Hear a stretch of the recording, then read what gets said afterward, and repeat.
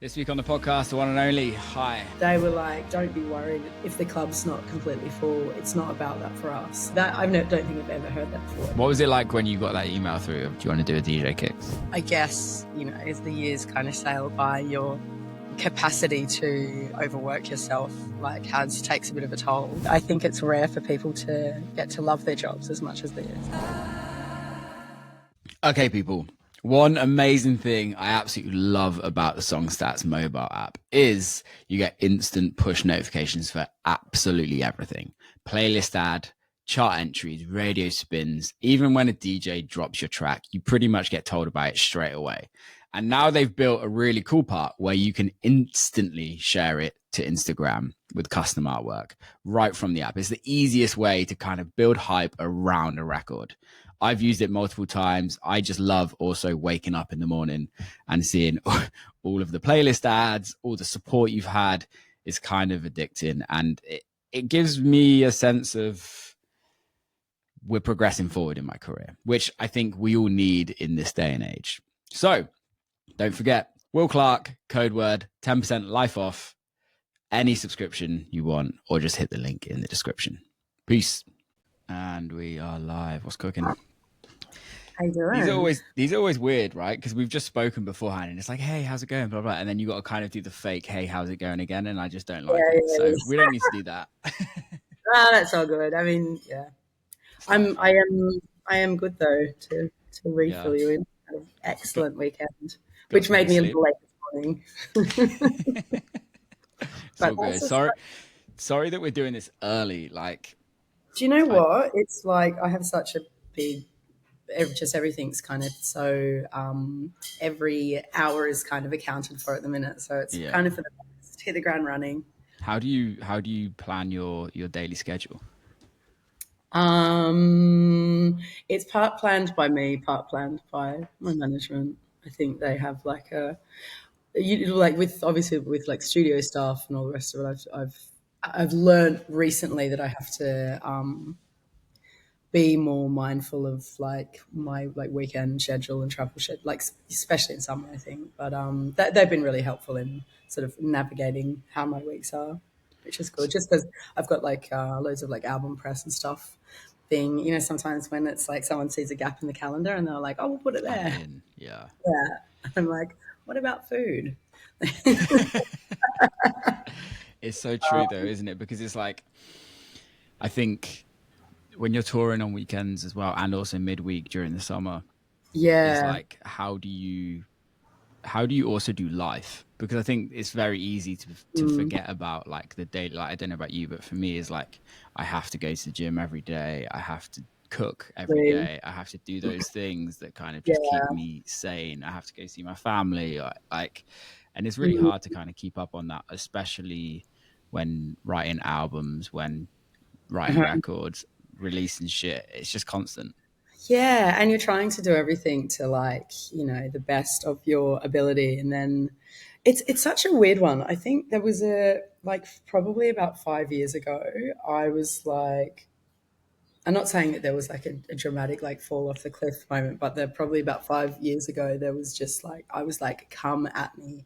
I was so, I'm still like so gassed to be doing like production and touring and all the rest of it. But I guess, as the years kind of sail by, your capacity to overwork yourself takes a bit of a toll, I guess. Yeah. It's like one thing that I've really which always sounds a bit crazy when you hear it coming out of your mouth, but not working 7 days a week constantly is like a really new thing for me, because I've always just been like, but I love it. Like, why would I take a break until your body? One day I was on like a trip recently in the States, and my little body was just like, we're going to have an enforced few days off, which was really good. It's so hard though, isn't it? Because I can relate to that massively, where it's like, I don't go on holidays or like I don't do that. And I'm going on one this year because my girlfriend's kind of like forcing me to do it. But it's like, it's a really unhealthy, but also a healthy way of living, because it's like, we're so fortunate that we're doing what we do because we love doing it. But there does come a point, and I don't know about you, but there does come a point when I like gone through it multiple times where I like almost kind of start hating my career because there isn't that switch off. And because I think when you're in it all the time, it's like, I don't know about you, but like I'm always like self-evaluating consistently. Oh, yeah. I mean, it sort of comes with the territory, but doesn't it? It's quite a mad thing. I think the thing that I realized when I was kind of hitting maybe a bit of like overload was I was starting to become like resentful of people around me taking holidays, and which is kind of mad Yeah. because this is what normal people do. And I was just like, hang on, why am I feeling like this? And I was like, oh, it's because I'm not really saying that I need one, and I realized that I really did. And then yeah, it's quite amazing how much like even I recently just took like 4 days out in which felt like a long time at the Yeah. time, with Alice, my girlfriend, when we were in California, and we went out to Palm Springs and stuff, and that whole kind of like reset and just like hiking and being in nature and kind of waking up and being like, what are we going to do today, as opposed to like, what's my phone saying we're Yeah. doing, kind of It's thing. So, interesting that, isn't it? I can relate to that. mm, More so, not necessarily why are people around me taking holiday, but I think it's why are people around me not working as hard as I am on my career than I am on yeah, my career. fully. And it's a really like, I think that's a real sort of like checking point of for yourself of just being like, okay, hang on. Like I was glad that I just had a little moment of being like, I can't be getting like internally sort of like mad with everyone for like Mm, living their lives in a way that you're kind of meant to be. But then on the other side, I feel like, excuse me, I feel like we're kind of, like sort of programmed within society to feel like most people feel like, your job should be like a grind. But for us, because I mean, there's definitely moments that it's obviously, like we're saying, can feel pretty exhausting. But like, I think it's rare for people to get to love their jobs as much as this, and so mm, that's where they sort of feed into each other. And then you would feel, it took a long time before I was able to do this as like a full time career. yeah. So I think just like, you know, operating always feeling like with a, with so much like gratitude and stuff can send you down a path of like overdoing it, I think. Yeah. And I think it's like having everybody around you, right? Like even though we're fortunate enough that we have teams around us, like Yeah. they're they're there's always going to be another artist, right? So it's like Yeah. you can leave tomorrow, you can quit tomorrow, and you can quit your life, but Yeah. or they Someone. can go find another man. They can go find another artist to manage. Whereas like Mm, then you're just left by yourself. mm-hmm. Yeah.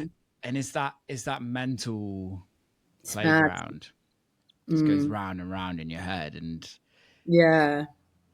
Yeah, it's true. I think like, and there's certainly no like desire to make any like huge, like to make any changes or to really like slow down. I think it's just uh, like I've realized it's just about being a bit smarter with what I'm doing. mm, I think the main thing is like we were saying with like the summer festival stuff, um, the scheduling for that, which is still something that like at the time, sometimes you've got like 4 or 5 shows like solidly in a row, and sometimes the timings might mean that you finish at the club at 8 on a plane or like straight to the airport, catch a flight to the next place, maybe play a festival and then a club or something, yeah. and it's just kind of like constant. And there's something about I still feel really giddy about those kind of runs, but then I'm also trying to like make the next week for me really productive with like studio and making sure I'm ticking all the sort of like work boxes. Yeah. And then you realize that, oh, maybe I haven't like had this like one day. I would always class like a travel day as a day off. Mm. Yeah, it's mental, isn't it? We're I'm like, so well, I'm technically like not in a studio or I'm not playing a show, so I guess it is. Yeah. It's really not though. We're so fucking stupid. Like we just destroy ourselves mentally all the Literally. time. And then Because I'm waking up late for a podcast. no, I remember doing it like multiple times of like Mm, doing the red eye from America to England, and then brutal. having a studio session that day of landing, Uh-huh. and then going in the studio and just like making utter shit and just Yeah. going like, why am I doing this? And then Thing, it's like you can't fully like your brain really isn't fully functioning when you're no, through all of that, and it's kind of almost like doing yourself and like your craft like a bit of a disservice. I'm saying that to myself, by the way, to Neil. Yeah, but it's kind of a mad thing because I also feel like I don't know. I've spoken about this quite a lot. I also feel like well, it's a thing. It's like a toxic productivity thing because you think like in my mind, I'm like if I am flying back on a red eye from LA or from wherever, and I've got this plan and I'm going to go straight from the airport into the studio, I am nailing it, yeah. kind of thing. And then you get there and you're like not nailing anything actually. Oh, So, I'm glad we're the same. yeah, Literally. literally, it's nice to be allies. Totally, totally. Um, can you? I just need to grab a tissue really Do quickly. it. Do your thing. Yeah, yeah.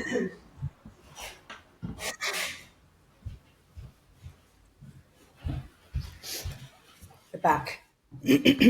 All done. Thank you. No worries. How long has the High project been going for?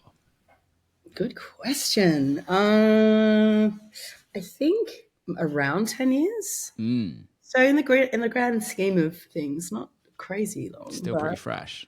yeah, You it's sort of. you did like bands beforehand, though, right? Oh yeah, yeah, yeah. It's been music for like ever since I was a kid. But I was checking some of your older stuff out oh god, today.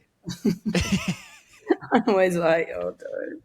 It's so funny when like I feel like every artist has something where you as the artist roll your eyes at, right, and Yeah, go, fuck, why are you listening to that? But then like as a listener, as a consumer, you're like, why are you rolling your eyes at? 'Cause it sounds fucking great. funny, isn't it? I think it's so interesting. This stuff. It's like because it ended that whole band, the final band Yeah. ended in such a sort of catastrophic Oh, way. really? Yeah, I think then you sort of like attach every bad memory Yeah. to anything that exists of it, and I'm always just like, don't Mm. investigate. But yeah, I mean, I think maybe if it didn't, I probably would have felt like a lot prouder about a lot. Would it have stopped? Would it bring you to where you're at today? That's the question. I retrospectively, like at the time, I was so blinded by how much I loved it Yeah. that I couldn't really see that it was something that was only going to work to a certain point because of us all wanting kind of different things or Mm. what we sort of like what defined the fulfillment from it. And for me, it was like, it's still very much like I just like loved being on the road and like yeah just loved making music and stuff, whereas I felt like there were some other people that I was playing with who felt maybe like they were owed a little bit more in Mm. success wise. And I don't know, I just feel like anytime I've seen that in my life in music in particular, it's like just been so transparent.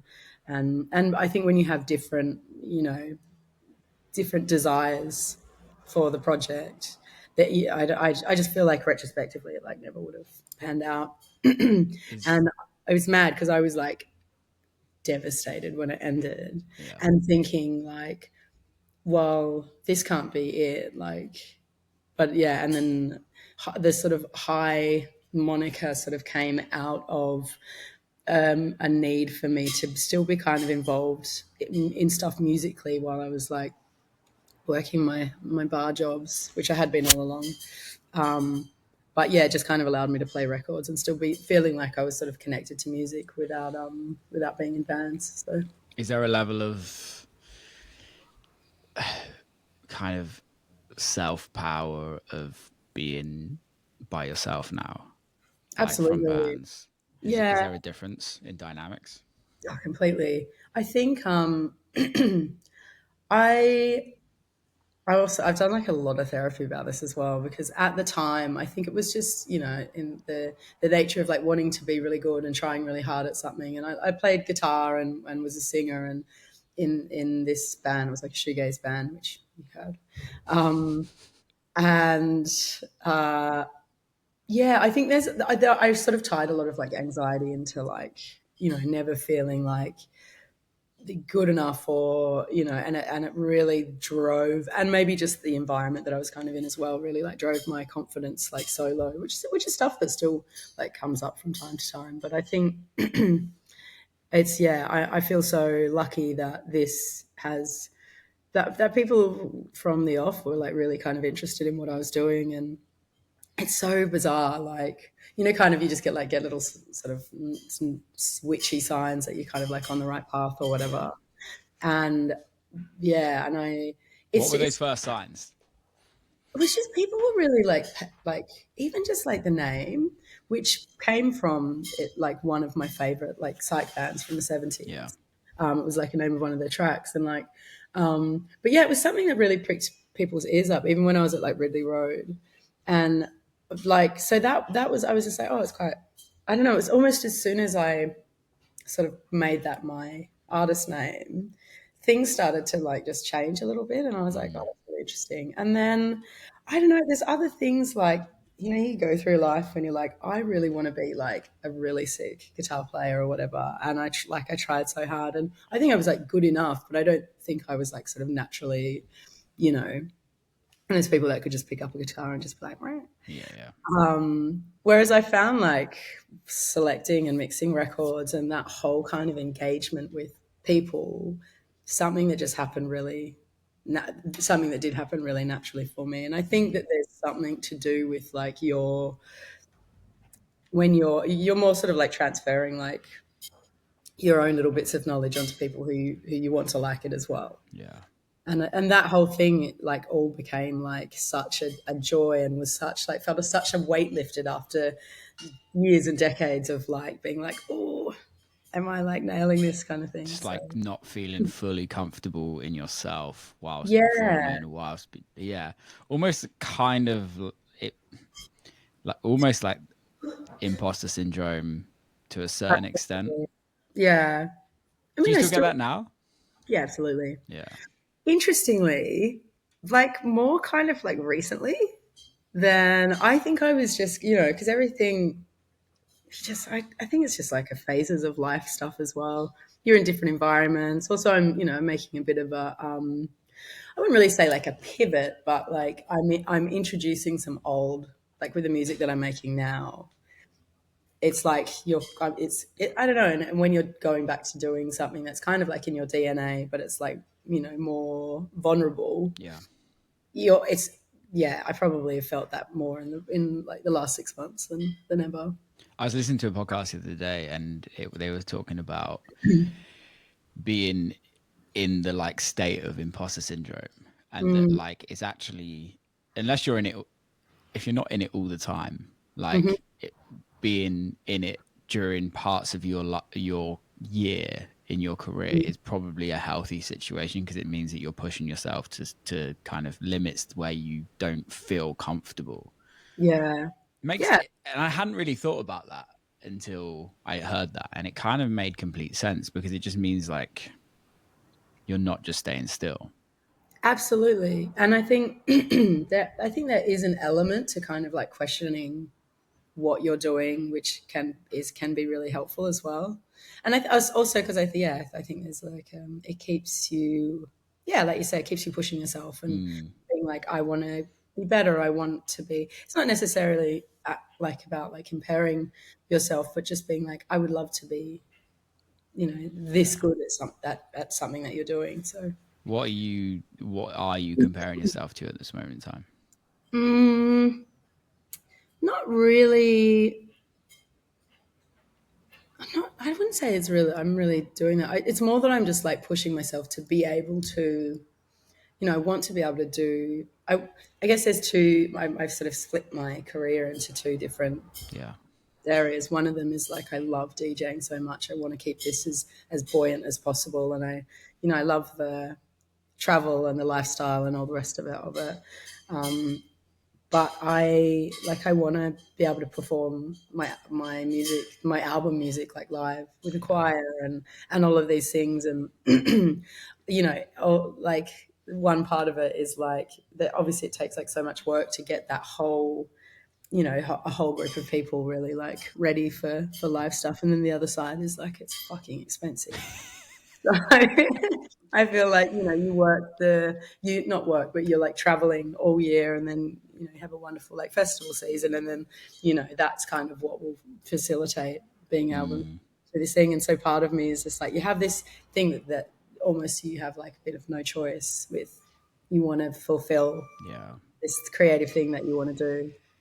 You kind of like work yourself into the ground to facilitate it. It's so strange because I can relate to that massively. I did literally that last year. I released an album in November and did like a 6-day live show, and it was like the first time. I've never been in bands. I've never done anything live to that extent.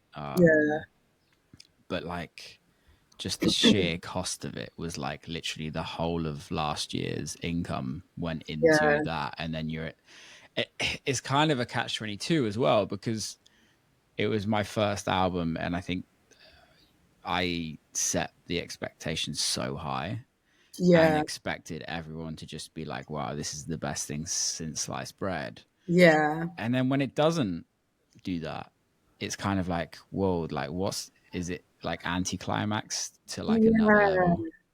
It's albums are quite a wild roller coaster with that kind of. I mean, I think naturally, as someone who really cares about what they do, of course you want everyone to be like blown away by something. And then something that I learned was just like, or just a way that I sort of keep myself, there's always going to be feelings of disappointment if something doesn't go to how you think it will. But like, I sort of sit with with this saying of like, it's just not always going to be for everyone. And that's okay. Yeah. Some people have terrible taste. It's very true. It's very true. What do you mean you don't love this?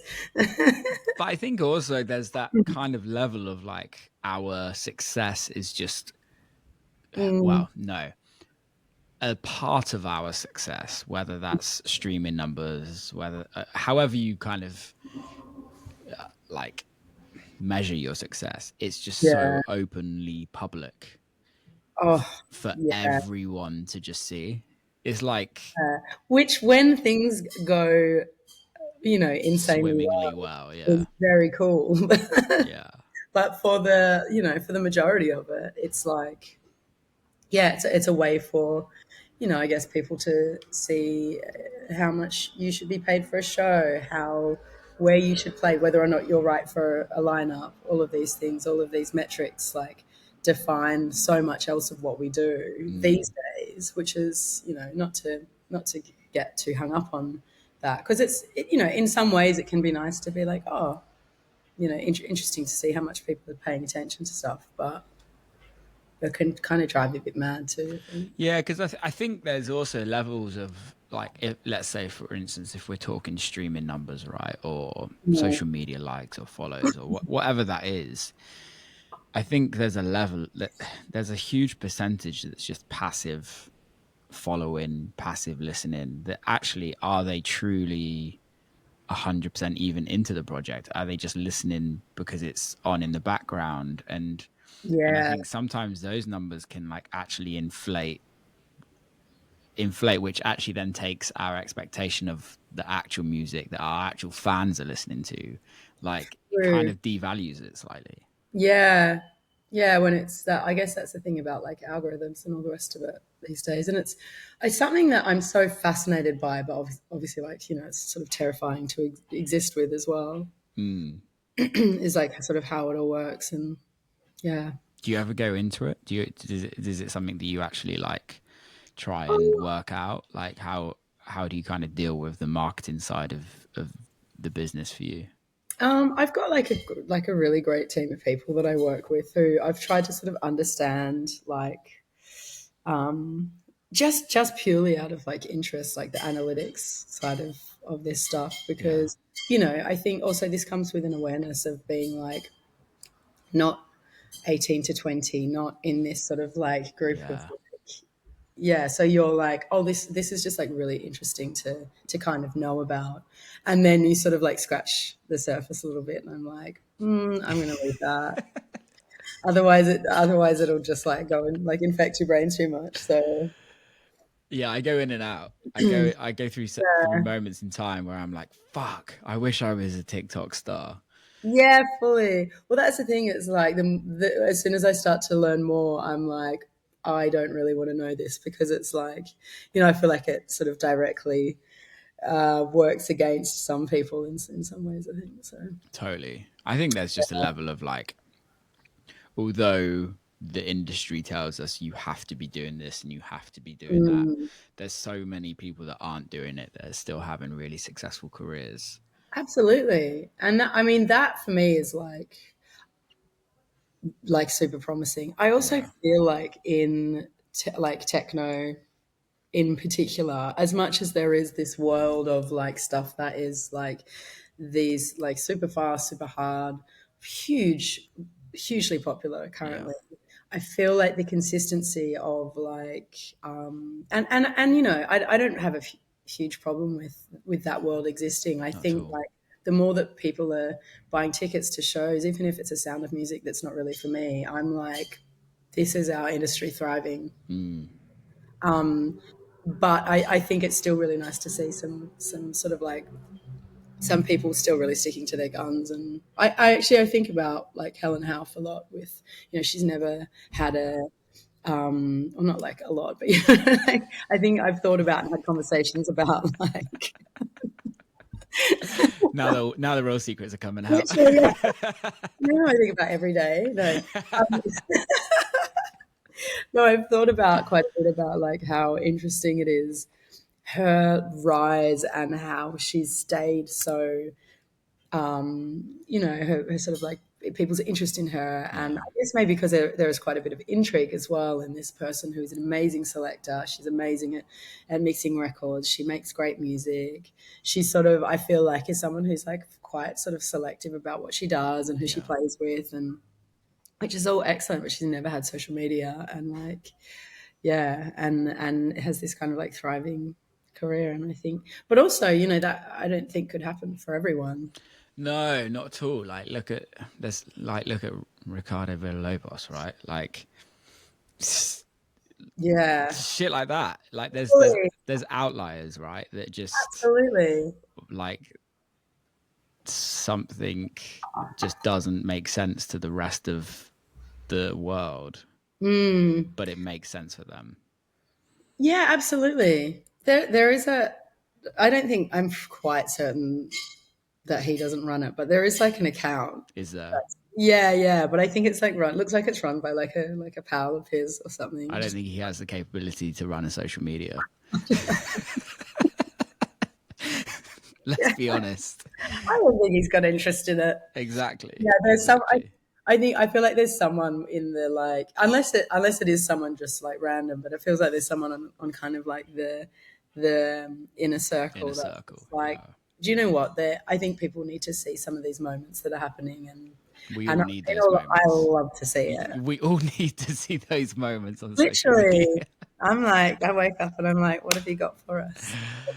Oh, yeah, Yeah. it just cracks. But again, like I was in Detroit not so long ago for I didn't play movement, but I used to live in Detroit, so I spent a Mm. lot of time there. And it Mm. was during the movement weekend. And I think he missed his flight or something like that. Mm. But again, like there's certain artists that just can consistently not turn up, but then still people wait for them and people still get booked. And I think that is the thing is like this Nah, industry, this life is just so just depends who you are and where you sit. fully.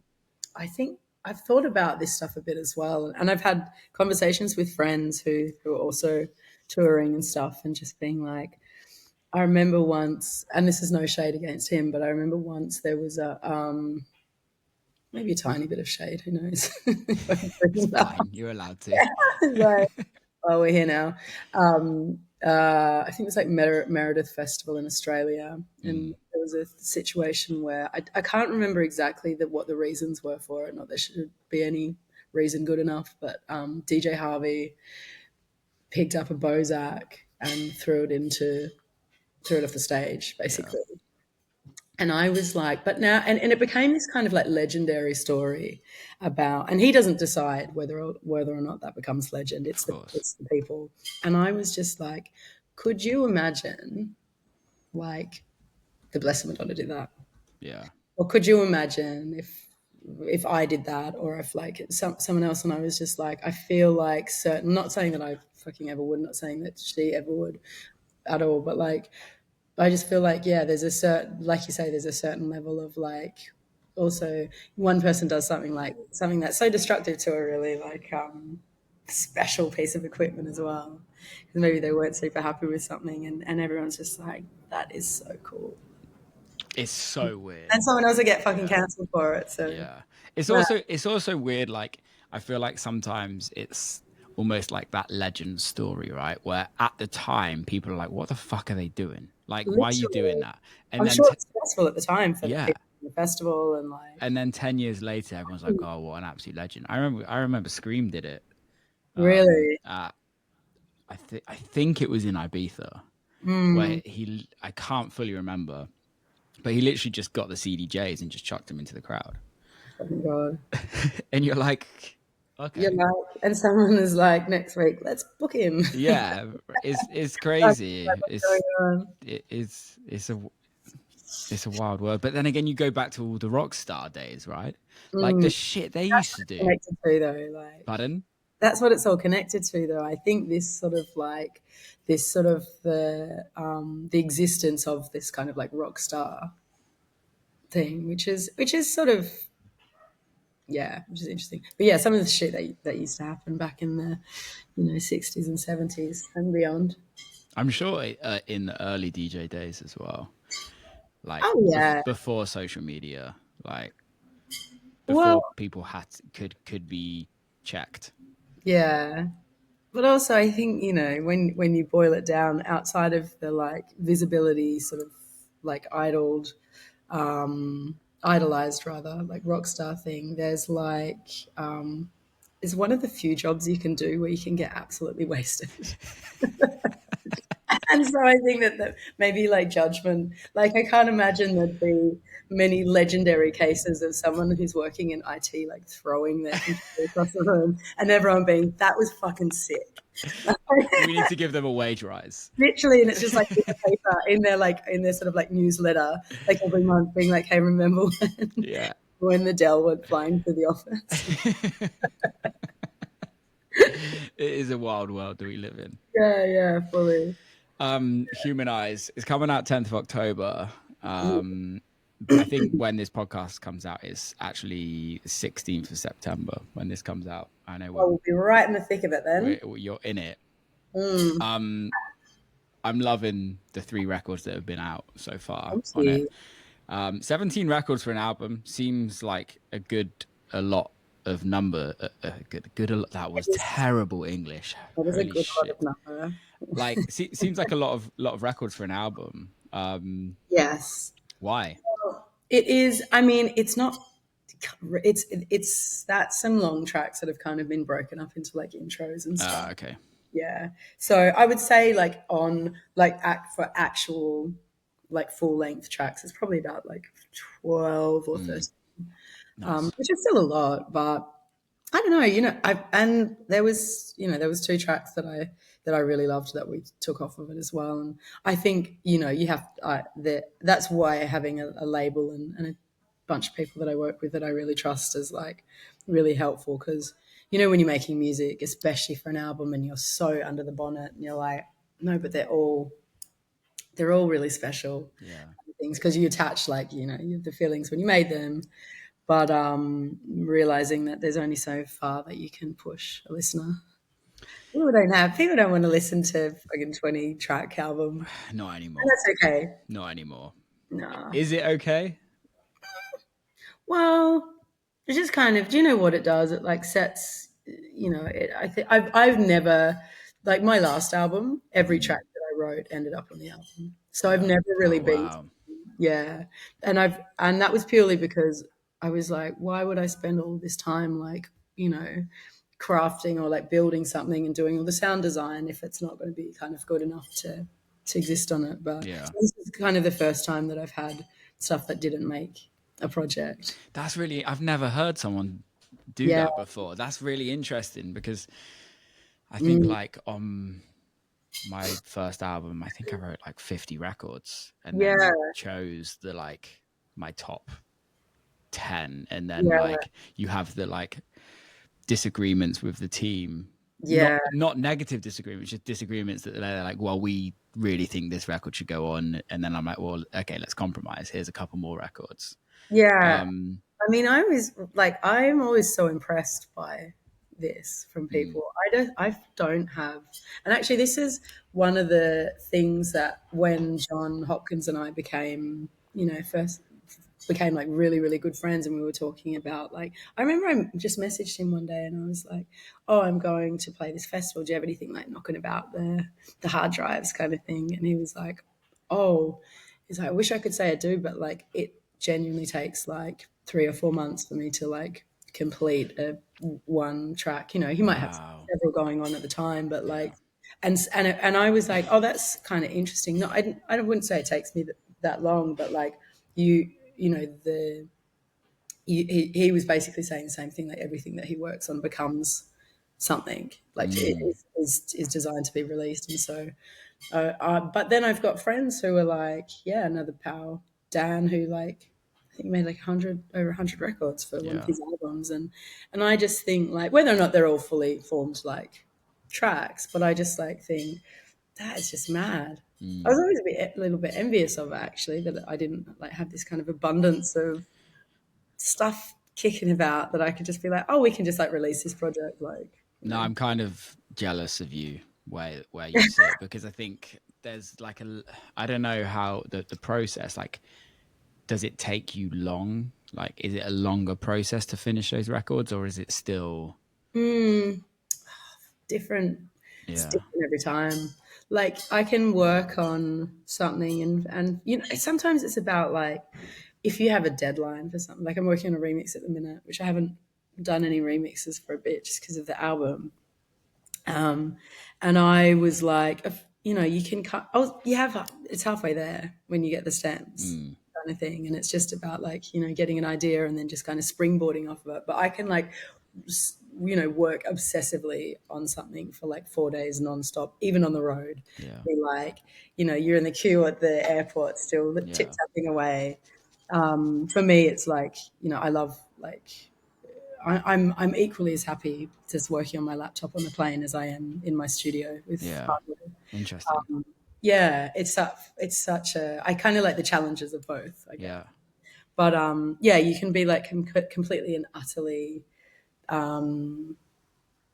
consumed by this like one thing and a desire. And I think especially when it's music for the dance floor, where I'll just be like, if I'm traveling, I'm like, well, I'm really giddy to play this. So I want to get it finished so that I can play it during my set tonight or something. Mm, Yeah. Whereas the stuff on Humanize for me is like because it's not for that, it's more for like listening, more to be listened to and potentially live.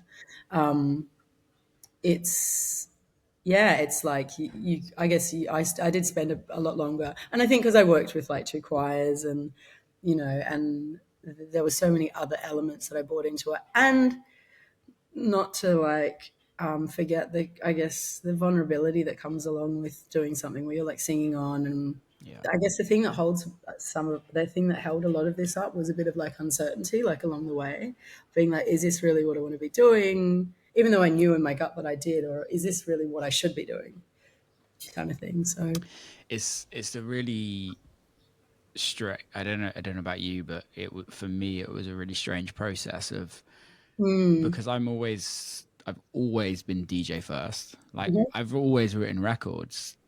I started DJing at 13, started producing at 16. So Yeah. it's always been DJ first.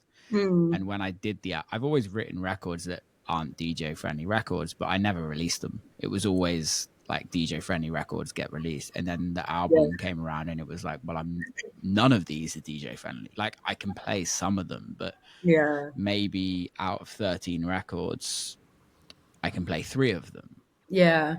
Do you like how do you kind of balance that apart with like with the album with Humanize Mm. and then your DJ sets? Like because I've always been very much like I play all my own music in my Yeah. sets and like unreleased stuff and everything like that. But when it came to like even talking about the album, it's like, Mm. well, I don't have any clips of me playing this album. I don't have anything to show. Yeah. That's the thing. It's like I mean, in all honesty, I don't play loads of my own music out. And to Interesting. the point, even the dancey stuff and even the stuff that kind of had a, you know, a level of like popularity or whatever, Yeah. I it might sound silly, I quite often just forget. Because I'll just be playing and I'll just be like, oh, you know, just kind of not really, you know, I'll just be like dipping into folders, not really have like overthought Yeah. stuff too much. And then I'll get, even sometimes I'll see, you know, this thing of people hold up their phones and if they're asking for like one of your old tunes, and quite often I'll just be like, do you know what? Great idea. And then I'll be like, oh, it's not even on this hard drive. So, yeah, I actually spoke to Alice, my girlfriend, about it a bit because she was like, why don't you ever play your music? Because I forget that people want to hear it Yeah. sometimes, you know, and then I don't know. This is just another thing that like an internal kind of like conversation that I have is like, is, you know, I love going to see a DJ and they play their music that I love, like, and it feels like a real like little, you know, special moment. But for Yeah. me, I always am like, oh, are people going to think that I'm being too indulgent? Mm. It's mad, isn't it? It's really weird because You know? I had Tisha on the podcast and Mm, she's very similar to you where mm, like she's like, well, I can't play a lot of my records. So I mm, do a DJ set and then the music sits on the streaming platforms and kind of just has its own life. And yeah, there's something that I actually really respect about that because it's you're almost building 2 completely different careers. absolutely. Yeah, and I But think go for yeah, it. No, go for it. no, I think maybe we're going to say the same thing. So you go. But I remember my old management. They it was me and MK on the same team, and they were like very much that like people are paying tickets to see you because they like your music, so you Mm, must play your own music. And I think that was where and it made sense. mm, It made real sense to me, where yeah, like okay, you're playing once or twice max a year in this one city yeah. and these people come and listen to your music and or they listen to your music and it's like Mhm. going to see the Rolling Stones and they just And they're doing play covers. they're just doing covers, right? Like it would be amazing for you and I, but like how pissed would you Yeah, be? And but again, like I'm in this weird situation now where I'm playing records and I want to actually DJ. I want to properly DJ again. yeah, But then I feel bad for not playing the records that people want to hear. yeah.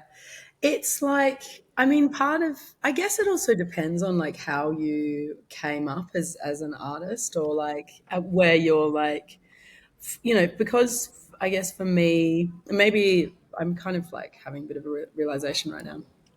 Is that Epiphany. my little brain was like, I think because I came up as a resident and that was something that people were so interested in, it was just, Mm, it was really purely about playing other people's music that when I started as much as I put the releases to the front, it playing them took a back seat because I was like, I didn't want to switch up too much about like yeah. what I was doing, I guess. Whereas maybe if I had, you know, if my career had have taken off from having like a really popular record that you're like, people come to hear you play that, I mean, it happened a little, but this was also quite deep into me like touring a lot. It was like, I had the Lights Out with Yeah. Romy and Fred, and even though that was a lot poppier than anything that I'd ever done before, that was the one, I think, because of also like the popularity of Fred and Romy. That was one that I did notice in certain environments that people would be really disappointed if they didn't hear me play. But truth be told, it's not, as much as I'm proud of what we made together, and it shows a bit of each of us individually. It's not something that works in a lot of my sets. Yeah. I tried it once, closing this.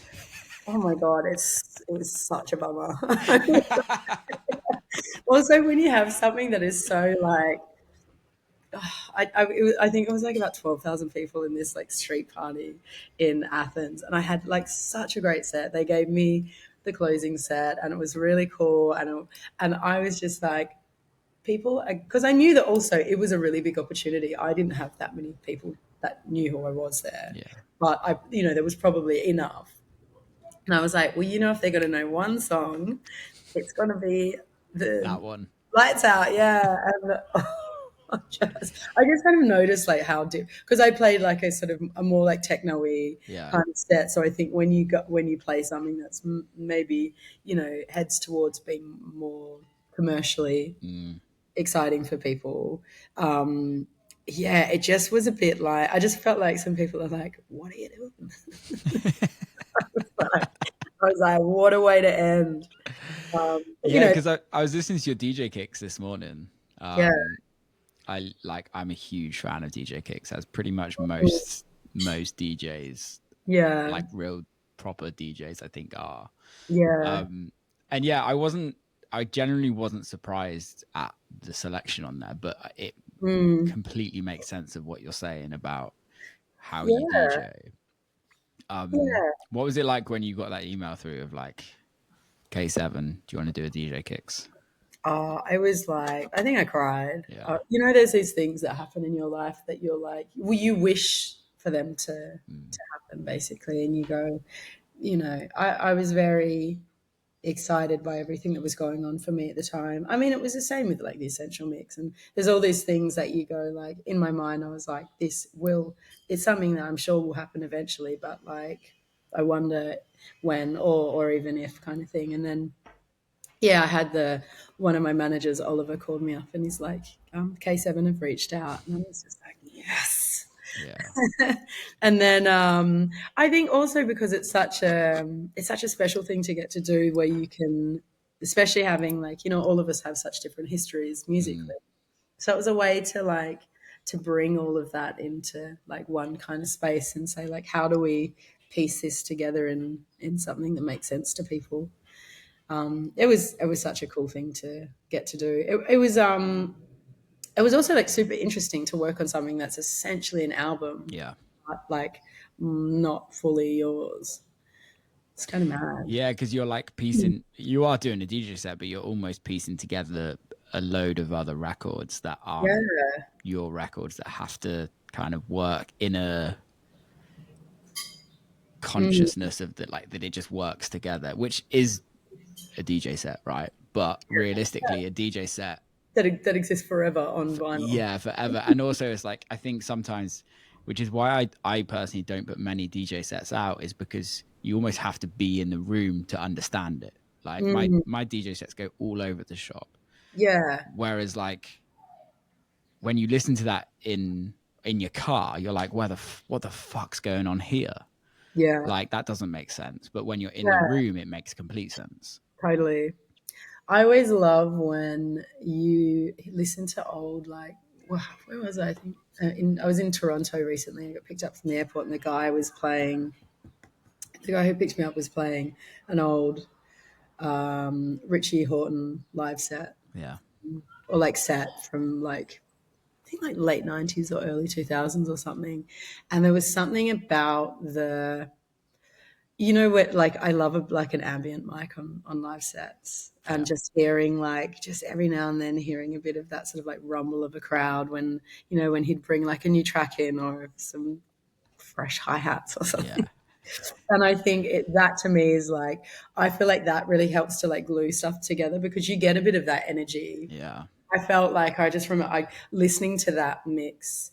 I think it was like Dex and FX era. Mm, Um, he just like listening to this and feeling that crowd response to stuff that you know is outside of the recording just exists purely then. yeah. And I got so giddy for the club because I was like, oh, this is like, you feel the kind of a bit of the energy for it. But yeah, sometimes I feel like when you have like a recorded set or something, and like you say, there is the moments that works that makes sense if you're like there physically, but doesn't really translate to Yeah. the radio or to whatever, No, I just agree. When I used to live in Ibiza, I would record the We Love Sundays podcast, yeah. like 2000 and 2008, Mhm. 2008 and 2009. And that was our job, was like we had mics in the club and we would like mix like live, where like if there was a breakdown, we'd turn the mics up and like so you'd hear the crowd a little Yeah, bit more. And like that's sick. I think we kind of like missed that in the like in instant gratification days of that we live in now, of like, Mm. oh yeah, I played this weekend. Like there's no like post production on it, where it's No. like, let's actually give the listener that's going to listen in the car the experience of what everyone else experienced at the time. Yeah, absolutely.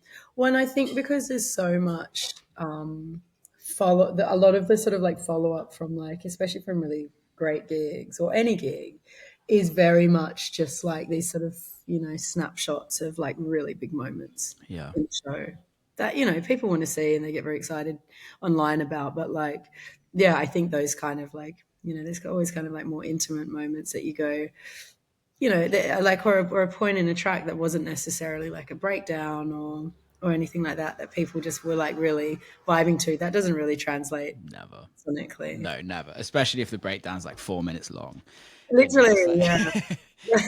it's like actually the best moment in the club. But then Fully. when you're listening, doing the dishes, you're like, come on, dude, fucking drop. No, bring it back.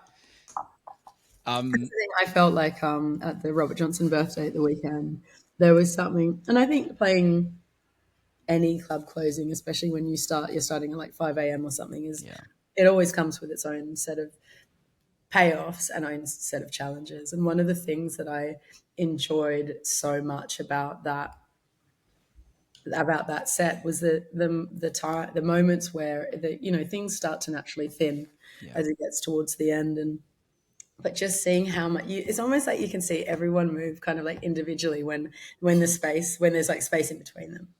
And I'm like, there used to be a real thing of like seeing a crowd thin that I would feel like, what have I done wrong? 100%. Why have people gone home? Like, Yeah, and then now it's just like, it's okay. It's like a super normal thing. But it's more about like focusing on the people that are there that are like having this like moment that I think is like, again, it's not something that translates to anything that yeah. can be like seen or heard I afterwards. So, think I think growing up as a resident though, like what you mentioned, I think it kind of makes it easier to understand when a room fully, is empty. yeah, But I think also that ego kind of can set in when you start becoming the headliners, and kind of your yeah, career is based on how many tickets you sell, or the room like is all of like, those things where like, yeah, okay, oh, the promoter comes in and they see the room is slightly empty, of like, oh fuck, mm, do they think I'm shit, like have I emptied the room? yeah. I like quite, and I mean, I still do it though. I quite often apologize Yeah, for not keeping the room completely full until like 9 in the morning, yeah, which is quite mad. But you do feel a sense of responsibility for it, I guess. Like, yeah. yeah, I played a show on the weekend, I won't say where, yeah, but like tickets are terrible, like yeah. really bad. And The I times though. I said sorry to the promoter, but I'm like, Mm, why am I apologizing what about the to the promoter? promoter? Like this, I do like this. it's obviously it does fall on us as the performer, but Yeah. also it's a joint effort. They should also be apology. They shouldn't be doing anything. That's wrong for me to say, but Yeah, there yeah, should be a level of like, we're apologizing together because we're in this together. fully. I've had a bunch of chats with like promoters and stuff because I've always been very like how well is the I'll always message on the day or I'll message my agent and stuff Yeah, just like what how's it looking. Also, it's kind of nice to have a bit of a heads up of, totally. if you think that you're going into a club that's going to be just wall to wall and maybe that's not the case. I think sometimes that can really throw off a lot of stuff Yeah. on the night. But had a lot of conversations. Actually, I played in Oslo recently, this amazing club, and we were chatting. I the one of the promoters picked me up from the airport and we had a really, really great chat. And I was just like, how's things looking for tonight? And he's like, yeah, they'll be fine. There'll be people there. But he's like, just so you know, this is like, which I guess is maybe a bit of a luxury in the world that we live in right Yeah. now. He was like, we are a bunch of friends who built this sound system inside of the club for people to experience, not for it to sell out, kind of Wow. thing. And I was like, that don't think I've ever heard that before, even though it would be nice for anyone to have that luxury. But like, they were like, don't be worried if the club's not completely full. It's not about that for us. And I was just like, in my mind, I was like, so is it going to be dead then? He's trying to tell it's, it's me. I feel bad. it's such a like unless it's sold out, we're not happy. Yeah, literally. And I think it was really amazing to hear it. And it was genuinely such a sick, I think, yeah, the club's called Jaeger. And it was amazing, like 4-point system in a small room. There was a really nice amount of people there as well. But it was so calming to have that, rather than me being like, if I didn't feel like I'd kind of had enough sort of popularity for the promoters to sell enough tickets, Yeah. I would be very like, that I'm really sorry that this didn't work out, kind of thing. It's It's a bummer feeling. it's such a weird feeling, but it's also in. I think it's also really wrong of us to think as artists that Yeah, we like. It's very egotistical. Like in my and mind, like entitled and like yeah, that it's it's like that yeah, we have enough fans in every city in yeah, the world that we can sell enough tickets that will provide a level of happiness to the promoter and to the every rest of the single person. fans without Yeah, taking true. any other factors into it, whether it's the weather, so everyone's gone to the beach for the weekend, or whether Actually, there's another night going on, or whether there's a city down the road that's bigger than the city you're in that has a better scene and someone massive is coming in. Like fully. all Or whether these. there's a big part, like a huge festival on that week or the following week. Exactly, Or, yeah. like, And I think it's like it's really hard to kind of be rational about that as touring artists, because really, of course, we want to we want more. We always want more. fully. I think also I feel like it does come a bit from seeing, like we were saying before about just these like really big moments online. No one's really like sharing the shows that didn't really fill up and stuff. And I was like, I don't know if it's even if there's any point in like being like, oh, I played this gig that was like fucking sick, but maybe it was only like 50% full or something. Yeah.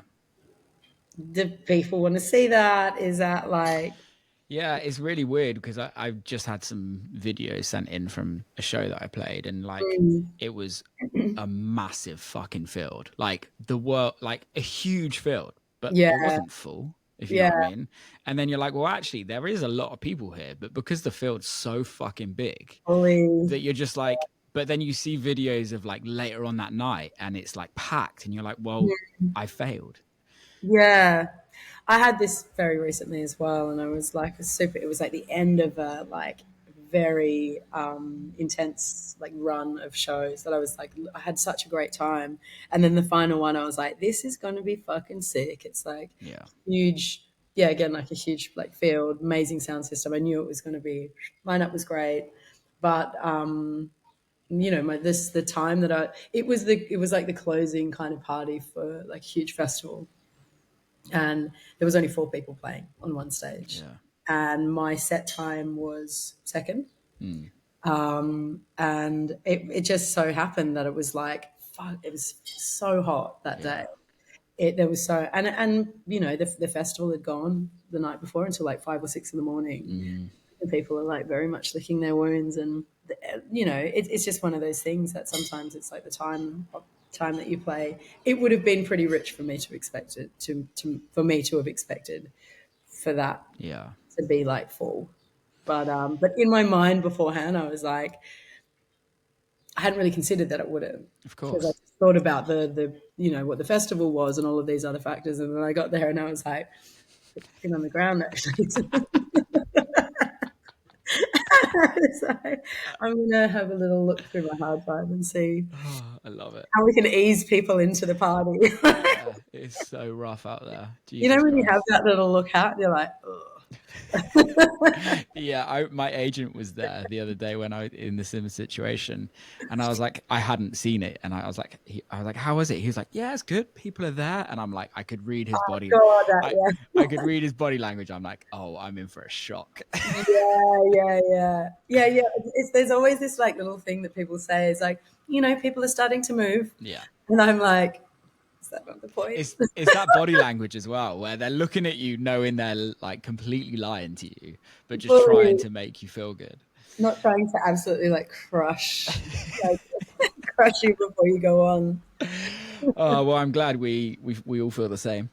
Oh, we got to talk about this shit more as well. I think Totally, it's like, totally. you know, I think just the reality of like, also the world that we exist in, that it's like, people can't afford to be in clubs and festivals all the time, and you know, they have to be selective, and you know, they're not always going to choose us, and I think that's like, you know, it's something to be okay with.